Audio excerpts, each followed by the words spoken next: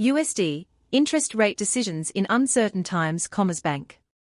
While the financial markets were almost in a celebratory mood in view of the looming end of the US government shutdown, euro to US dollar remained flat yesterday. The price moved within a narrow range around the 1.1550 mark.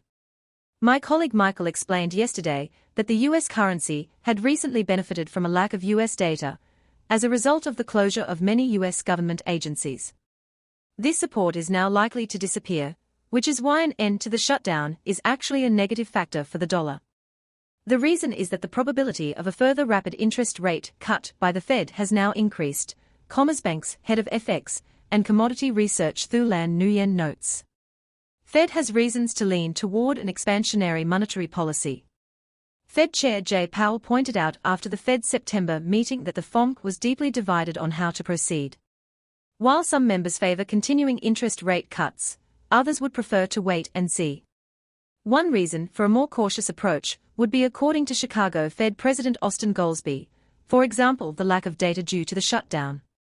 Goolsbee was particularly concerned about the inflation risks that could become apparent very late as a result. Further interest rate cuts would therefore make him uneasy. If the shutdown ends soon, this argument would become weaker.